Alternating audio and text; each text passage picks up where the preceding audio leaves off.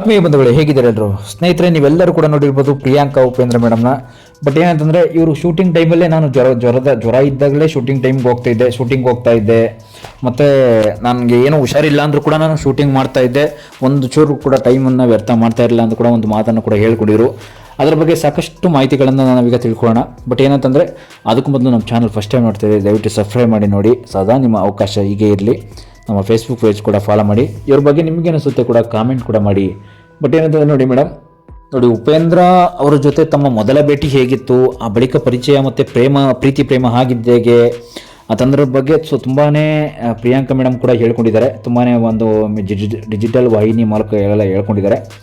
ಅದು 2000ನೇ ಇಸ್ವಿ ಆಗಿತ್ತು ಆ ಟೈಮಲ್ಲಿ. ನೋಡಿ, 2000 ಇಸ್ವಿ ಅಂತಂದರೆ 1999 2000ನೇ ಇಸ್ವಿ ಓಮ್ ಸಿನಿಮಾ ಎಲ್ಲ ರಿಲೀಸ್ ಆಗಿತ್ತು ಆ ಟೈಮ್ ಮುಂಚೆನೇ. ಅದಾದಮೇಲೆ ನಂತರ ಉಪೇಂದ್ರ ಸಿನಿಮಾ ಕೂಡ ರಿಲೀಸ್ ಆಗುತ್ತೆ. ಅದಾದಮೇಲೆ 2000ನೇ ಇಸ್ವಿ ಆಗುತ್ತೆ. ನೋಡಿ, ತೆಲುಗಿನ ಸೂರಿ ಚಿತ್ರದಲ್ಲಿ ಕೂಡ ನಟಿಸ್ತಿದ್ರಂತೆ ಅವರು. ತುಂಬ ಹುಷಾರಿರಲಿಲ್ಲ ಆ ಟೈಮಲ್ಲಿ, ಜ್ವರ ಕೂಡ ಬರ್ತಿತ್ತು. ನೋಡಿ, ಆ ಟೈಮಲ್ಲಿ, ಈ ಟೈಮಲ್ಲಿ ಅಂತಲ್ಲ, ಈಗ ಶೂಟಿಂಗ್ ಟೈಮಲ್ಲಿ ಈಗಲೂ ಅಷ್ಟೇ, ಏನಾದರೂ ಒಂದು ಜ್ವರ ಇದ್ದರೆ ಅಂತಲ್ಲ, ಏನಾದರೂ ಒಂದು ತಲೆನೋವು ಅದು ಇದು ಎಲ್ಲ ಇದ್ದೇ ಇರುತ್ತೆ. ಏನಾದರೂ ಒಂದು ಅಂದರೆ ಶೂಟಿಂಗ್ ಟೈಮ್ ಅಂತಂದರೆ, ಶೂಟಿಂಗ್ನವರು ನಾವು ಸಿನಿಮಾ ಮಾಡೋರು ಅಂತಂದರೆ ಅವರೇನು ಡೈಲಿ ಅವ್ರು ಮಾಡ್ತಕ್ಕಂಥ ಒಂದು ಕೆಲಸಗಳು ಕಾರ್ಯಗಳೆಲ್ಲ ಒಂದು 15ರಿಂದ 18 ಅವರ್ ಕೆಲಸ ಮಾಡ್ತಾರೆ. ಮಿನಿಮಮ್ ಇಲ್ಲ ಅಂದರೆ ಒಂದು 3ರಿಂದ 4 ಅವರ್ ನಿದ್ದೆ ಮಾಡ್ತಾರೆ ಅಷ್ಟೇ. ಏಕೆ ಅಂತಂದರೆ ಅವ್ರು ಕೆಲಸ ಮಾಡೋದೇ ಒಂದು 18ರಿಂದ 20 ಅವರ್ ಕೆಲಸ ಮಾಡಬೇಕು ಡೈಲಿ. ಆ ಥರ ಅವ್ರದ್ದು ಟೈಮಿಂಗ್ಸ್ ಇದ್ದೇ ಇರುತ್ತೆ. ಯಾಕಂದರೆ ಸಿನಿಮಾ ಇಂಡಸ್ಟ್ರಿ ನಡೀತಕ್ಕಂಥದ್ದೇ ಅವರು ಆ ಥರ ಟೈಮಿಂಗ್ಸ್ ಫಾಲೋ ಮಾಡಿದ್ರೆ ಮಾತ್ರ ಸಿನಿಮಾದಲ್ಲಿ ಅತಿ ಹೆಚ್ಚು ಪ್ರಭಾವವನ್ನು ಗಳಿಸೋಕ್ಕೆ ಸಾಧ್ಯ. ಬಟ್ ಏನಂದರೆ ಇವ್ರು ನೋಡಿ, ಪ್ರಿಯಾಂಕಾ ಮೇಡಮ್ ಅಂತೂ ಜ್ವರ ಇದ್ದಾಗಲೇ ನಾನು ಶೂಟಿಂಗ್ ಹೋಗ್ತಾ ಇದ್ದೆ ಅಂತ ಕೂಡ ಹೇಳ್ಕೊಂಡ್ರು.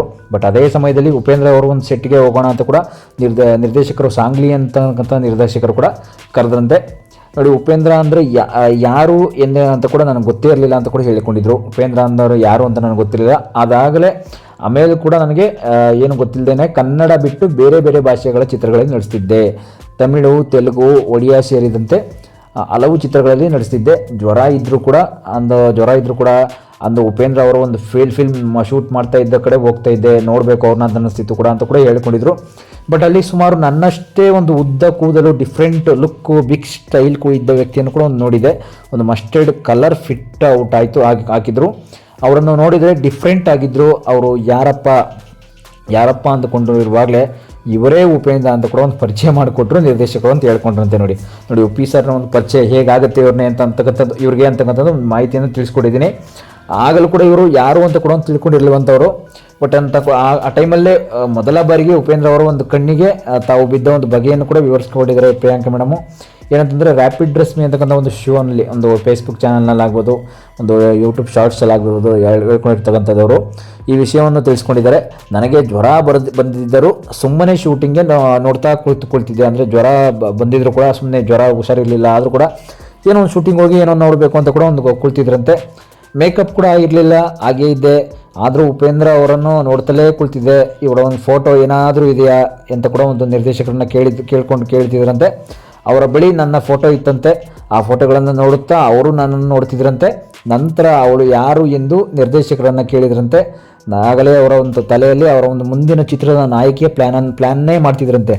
ನೋಡಿ, ಅದು ಆ ಥರ ಪ್ಲ್ಯಾನ್ ಇಟ್ಕೊಂಡಿದ್ರಂತೆ ಪ್ರಿಯಾಂಕಾ ಮೇಡಮ್ ನೋಡ್ತಿದ್ದಂಗೆ ಉಪ್ಪಿ ಸರ್ಗೆ ಒಂದು ಡೈರೆಕ್ಷನ್ ಹೊಡಿತಂತೆ, ಇವರೇ ಮುಂದಿನ ಸಿನಿಮಾದ ಚಿತ್ರದ ನಾಯಕಿ ಅಂತ. ನೋಡಿ, ನಿರ್ದೇಶಕರು ನನ್ನ ಪರಿಚಯ ಮಾಡಿಸ್ಕೊಂಡ್ರು. ಕೋಲ್ಕತ್ತಾದ ಮೂಲದವರು, ತಾಯಿ ಪಶ್ಚಿಮ ಬಂಗಾಳದವರು ಮತ್ತು ತಂದೆ ಕೂಡ ಉತ್ತರ ಪ್ರದೇಶದವರು. ಅವರು ಇದ್ದಾಗಲೇ ಕೆಲವು ಚಿತ್ರಗಳಲ್ಲಿ ನಟಿಸಿದ್ದಾರೆ ಅಂತ ಕೂಡ ಹೇಳ್ಕೊಂಡಿದ್ರು. ಆಗಲೂ ನನಗೆ ಅವರ ಬಗ್ಗೆ ಅಷ್ಟಾಗಿ ತಿಳಿದಿರಲಿಲ್ಲ ಅಂದಿನ ದಿನಗಳನ್ನು ಪ್ರಿಯಾಂಕಾ ಉಪೇಂದ್ರ ನೆನಪಿಸ್ಕೊಂಡಿದ್ದಾರೆ ಅಂತ ಹೇಳ್ಬೋದು. ನಾವು ವಾಪಸ್ಸಾದ ಮೇಲೆ ಸಾಂಗ್ಲಿ ಅವರು ಕೂಡ ಒಂದು ಕರೆದು ಉಪೇಂದ್ರ ಅವರು ನೀವು ಬೇಕು ಅಂತ ಕೂಡ ಕೇಳ್ತಾ ಇದ್ದಾರೆ ಅಂತ ಕೂಡ ಹೇಳ್ಕೊಂಡಿರುತ್ತೆ. ಮುಂದಿನ ಚಿತ್ರಕ್ಕೆ ಅವಳು ನನಗೆ ಬೇಕು, ನಾಯಕಿ ನಟಿಯಾಗಿ ಅವಳನ್ನೇ ಕೂಡ ಕರ್ಕೋದಾಗಿದೆ ಅಂತ ಕೂಡ ಹೇಳಿದ್ರಂತೆ. ನನಗೆ ಉಪೇಂದ್ರ ಅವ್ರ ಬಗ್ಗೆ ತಿಳಿದೇ ಇರಲಿಲ್ಲ, ಗೊತ್ತೇ ಇರಲಿಲ್ಲ, ಇತಿಹಾಸನೇ ಗೊತ್ತಿರಲಿಲ್ಲ, ಅವ್ರು ಯಾರು ಏನಂತ ಮುಖನೂ ಕೂಡ ನೋಡಿರಲಿಲ್ಲ ಅಂತ ಕೂಡ ಹೇಳ್ಕೊಂಡಿದ್ರು. ಬಟ್ ಇದ್ದದ್ದಾಗೆ ಕೆಲವು ಚಿತ್ರಗಳ ವಿಡಿಯೋ ತೋರಿಸ್ತಿರಂತೆ. ಇದನ್ನು ನೋಡಿ ಅದು ದಂಗಾಗಿ ಹೋದೆ.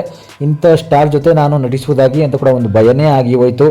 ಮೊದಲಿಗೆ ನಾನು ಒಪ್ಕೊಂಡಿರಲಿಲ್ಲ. ನಂತರ ನನ್ನ ಅಮ್ಮ ಮತ್ತು ಆಂಟಿ ನನ್ನ ಮನವೊಲಿಸಿದ್ರು. ಲಕ್ಷ್ಮಿ ಮನೆಯ ಬಾಗಿಲಿಗೆ ಬಂದಾಗ ಒಪ್ಪಿಕೊಳ್ಳದೆ ಹೋಗಬೇಡ ಅಂತ ಕೂಡ ಹೇಳಿದ್ರಂತೆ.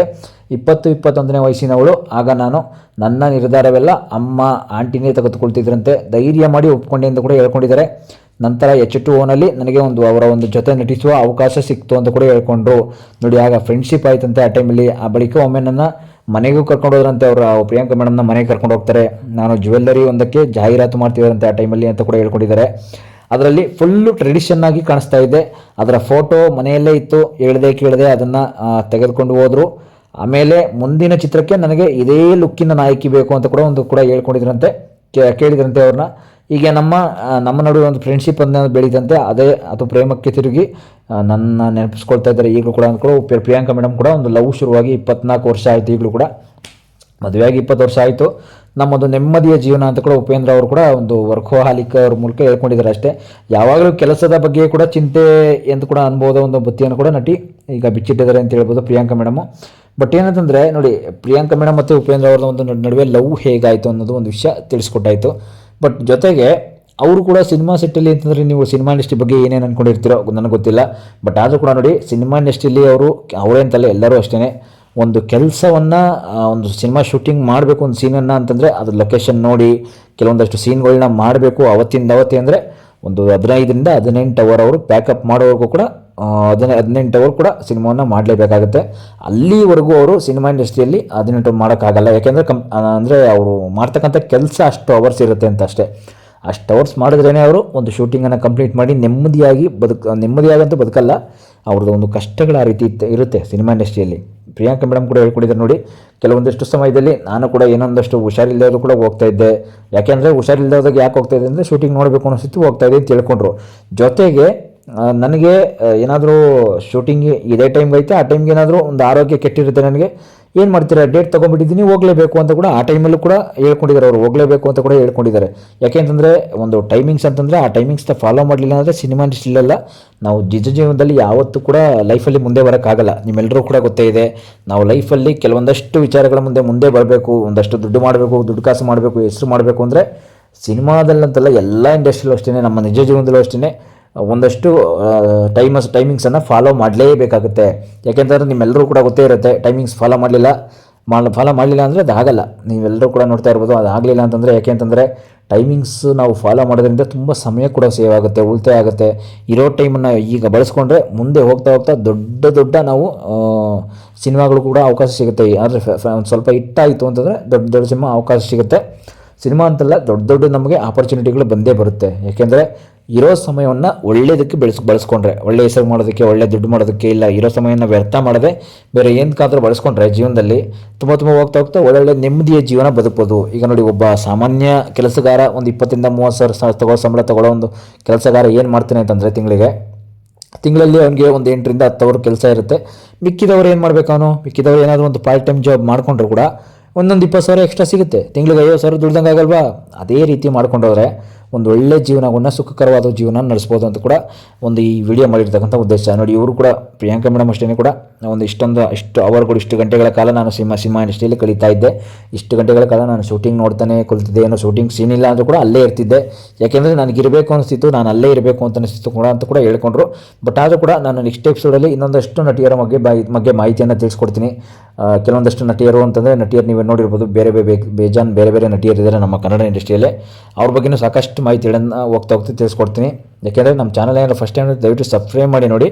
ಮುಂದೆ ಹೋಗ್ತಾ ಒಳ್ಳೊಳ್ಳೆ ಎಪಿಸೋಡ್ಗಳನ್ನು ತಿಳಿಸ್ಕೊಡ್ತೀನಿ. Thank you.